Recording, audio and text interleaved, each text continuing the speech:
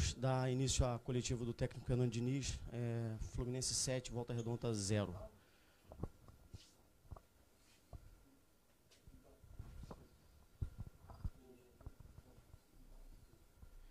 Diniz, parabéns pela goleada. Queria que você falasse um pouco sobre esse resultado, se foi a melhor partida do Fluminense. Lá em Brasília eu te perguntei sobre a partida do Bangu, você disse que foi. Queria saber se essa de agora superou aquela contra o Bangu.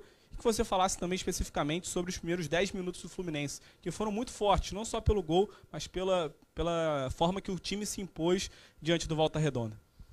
Primeiramente, boa noite. Foi a melhor partida do Fluminense.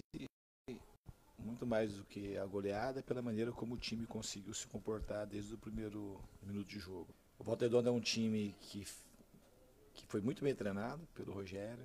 Acho que foi um dos treinadores aí, sensação do campeonato. Felipe também do Bangu. É bom ressaltar, o nível tático foi muito bom dos treinadores dos demais times. A gente sabia da dificuldade que podia ser o jogo. É um time muito forte fisicamente. E a gente estudou bastante, preparou bem. Eu acho que encaixou a parte tática daquilo que a gente pretendia fazer no jogo, com a intensidade, que a gente também foi muito alta, os jogadores conseguiram imprimir. E tecnicamente, muitos jogadores estavam muito bem hoje. Então, isso, somando essas coisas, a gente conseguiu fazer um resultado bastante expressivo e merecido.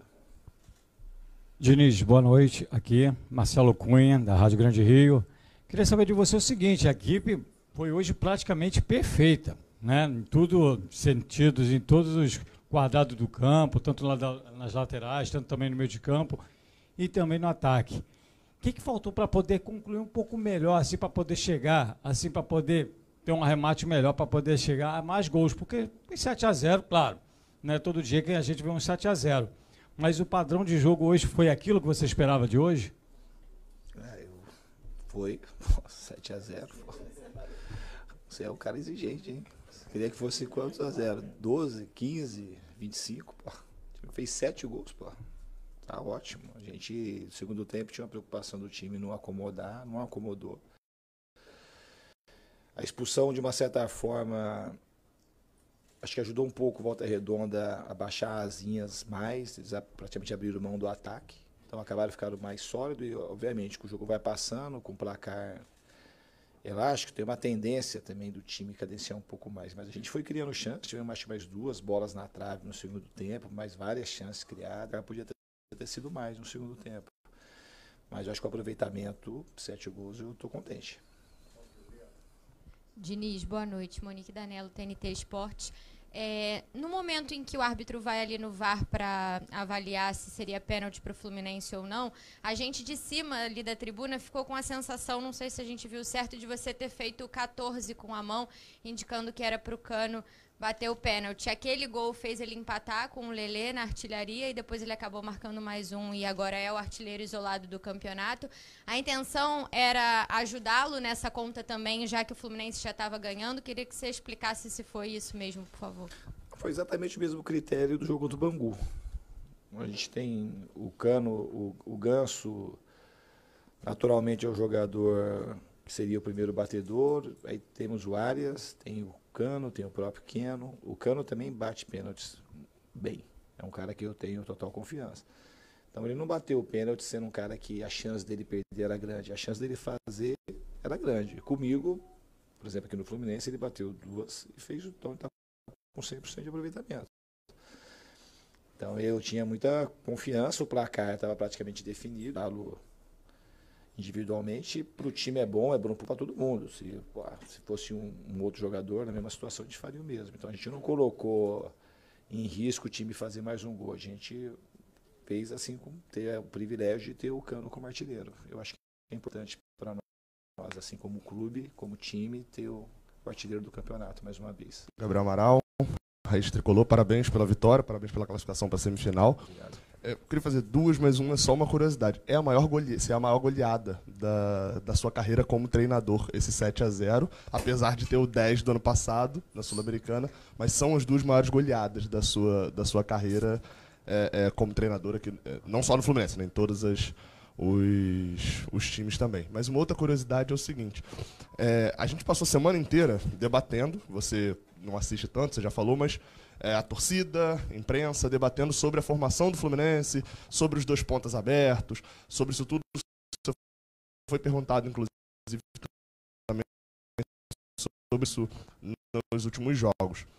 E hoje a gente vê o Fluminense ticado, essa questão, né, por nós da imprensa e pelos torcedores, fazer 7-0 com 5-0 no primeiro tempo.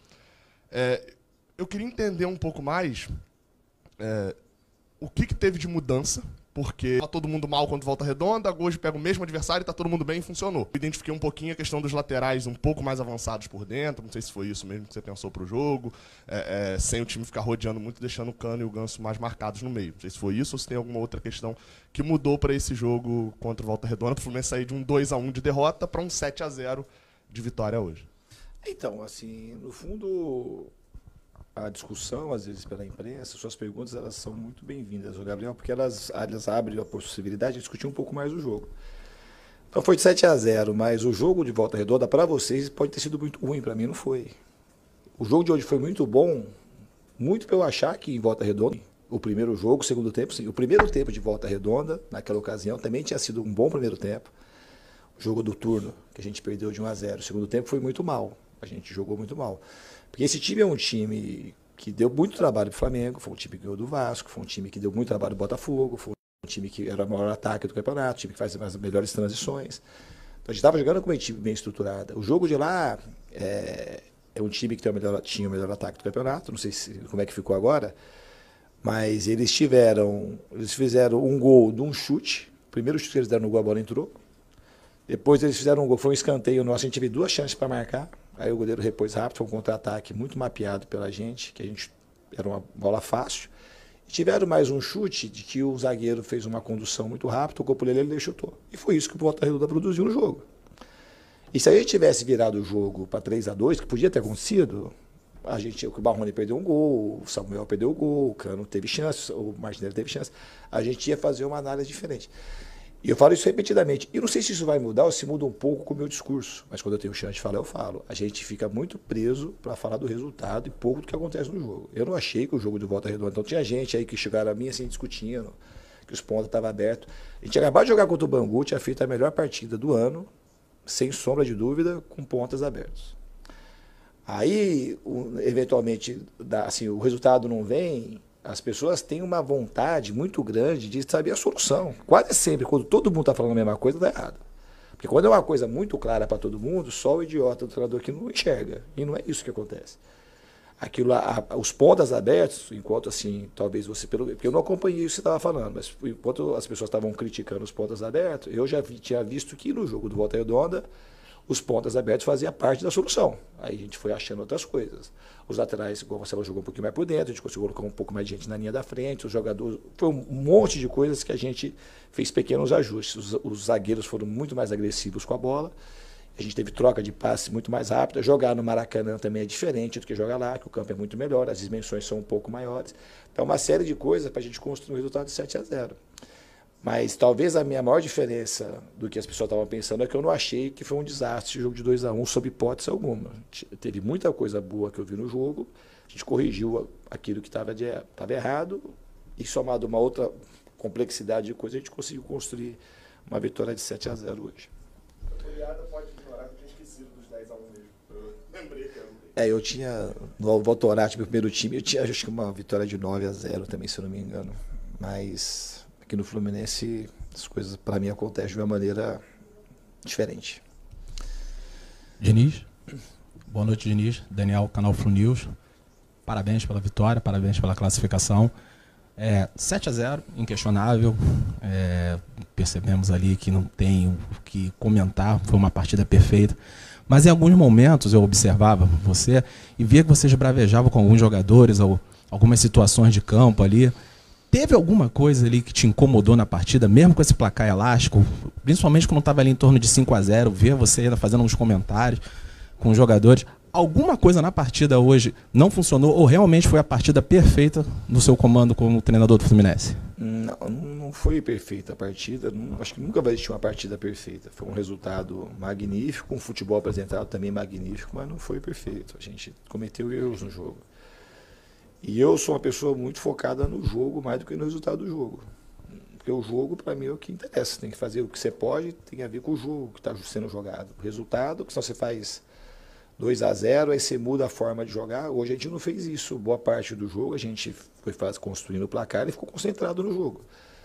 Em algumas coisas já aconteceu comigo também, até aqui mesmo no Fluminense, você abriu uma vantagem de 2-3-0 e você acomodar e passar a jogar de uma forma diferente. Então você pega e macula aquilo que você admite ser o jogo que tem que ser jogado. Eu acho que o Fluminense hoje conseguiu jogar o jogo de uma maneira muito séria, com bastante humildade. Acho que uma das palavras-chave é humildade, porque a gente soube mapear o Volta Redonda, respeitou demais o Volta Redonda.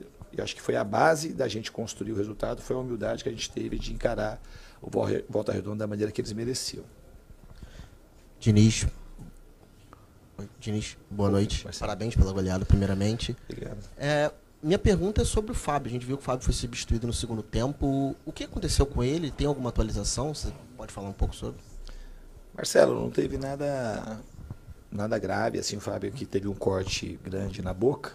E aí ele tinha que saber que não ia conseguir conter o sangramento sem sair para dar ponto. Então foi só isso, não tem nada que preocupe, ele está super bem. Foi um lance bem casual, não teve maldade, nada, acidente de trabalho mesmo. Boa noite, Diniz, tudo bem? Sidão Marinho do Litoral News. Hoje a gente viu os dois laterais muito bem também na parte ofensiva, né? Foram decisivos para o jogo, também com bolas na trave, foram muito participativos. Tendo isso em relação e também as 2 semanas de trabalho que agora vem pela frente, antes da final, o Marcelo, teoricamente, já pode ter uma condição. Você pensa em já botar o Marcelo na vaga do Alexander ou isso vai ser com calma para não perder também esse estilo do jogo ofensivo? Não, mas com o Marcelo a gente não vai perder o estilo do jogo ofensivo, né? A gente vai ver se tem condição do Marcelo estrear, a gente está tendo bastante cuidado, ele está se dedicando bastante. E nós vamos aproveitar essas 2 semanas para poder decidir. Mas é uma possibilidade. Boa noite, Vitor Lessa, Rádio Globo CBN. Outra coisa que a gente discutiu também, aproveitando o momento para debater também. Parte física não, né? Hoje não. Não. Mas essa aí não foi minha, não. Mas foi de muita gente, né, Vitor? Há 20 dias atrás aí era o assunto do... Por isso que eu falo, a parte física, se fosse uma coisa bem fundamentada, a gente já está falando da parte física. Então, como era uma coisa também calcada no resultado, mas aquela coisa que fica, que se eventualmente perde, crava que era a parte física, mas nunca foi o problema. Sim. No jogo contra o Volta Redonda, no jogo de ida, outra coisa que a gente discutiu muito foi o Arias, né? Nessa estratégia que você utilizou nesses 2 jogos, ele muito preso ali do lado direito. E aí eu queria só entender se é algo pontual, uma estratégia que você montou para esse jogo, tendo 2 homens mais abertos para tentar abrir e enlarguecer mais o campo e facilitar também a infiltração dos laterais por dentro, ou se é uma coisa que também você está pensando em utilizar nos próximos jogos, está numa possível final, se foi algo pontual. E eu queria aproveitar para te perguntar sobre o John Kennedy também, que voltou hoje, voltou a ser relacionado. É um jogador que foi emprestado, né? A gente já relatou diversas questões disciplinares que ele parece estar disposto a deixar aquilo para trás e tentar reescrever a história dele no Fluminense. Queria saber o que te fez relacionar hoje o John Kennedy para o jogo. O John Kennedy, desde quando eu cheguei aqui, eu já levei ele para o jogo, ele estava com problema no pé, recuperando, e assim que foi possível eu já botei ele no jogo. É um jogador que potencial eu acredito muito, muito mesmo. Acho que é um menino que tem um comportamento, um moleque muito bom de coração, que às vezes comete equívocos, que eu acho que assim que ele resolver essa questão, ele tem chance de construir uma história brilhante no futebol. Vai depender dele, vocês sabem que a minha vontade é sempre de ajudar os jogadores e o John Kennedy, tenho assim, meu coração está totalmente aberto para ajudá-lo de maneira especial até onde eu posso ir. Essas 2 semanas após o retorno, eu participei da ida dele inclusive para a Ferroviária, são amigos meus que estavam lá, o treinador, o pessoal de gestão, ele foi muito bem lá, a gente conversou umas 2, 3 vezes enquanto ele esteve lá. E o regresso dele é muito bem-vindo. E ele estava na relação hoje porque ele voltou muito bem e de uma maneira muito profissional, cumprindo todos os horários, tendo um comportamento exemplar. E ele, como jogador, não tem nenhuma surpresa. Ele é um jogador que tem tudo para construir uma grande carreira. A gente espera que isso aconteça. A outra pergunta, o que foi? Eu esqueci. O do Arias, assim, o Arias vai jogar... O Arias jogou assim contra o Bangu também. A gente ficou muito focado no jogo de Volta Redonda. E o Mengo, ele começou aberto, depois ele vai jogar da maneira como o jogo pedir. Então, assim, essa é uma estratégia. Hoje acho que ele foi um dos grandes destaques do jogo, assim quanto o Bangu ele foi um dos grandes destaques do jogo. Aliás, quase sempre é um dos grandes destaques, né? Ele é um cara que tem muitas competências. Ele consegue jogar aberto de um lado, aberto do outro, consegue jogar por dentro, mais atrás, mais à frente. Então, para a gente é um privilégio ter o Arias no time. É um dos grandes jogadores do futebol brasileiro, essa é a minha opinião desde do ano passado, da minha chegada aqui pelo menos. Ele é um jogador que é digno de nota. Acho que ele é um jogador muito completo e eu acho que ele ainda tem uma estrada muito longa, brilhante para construir no futebol.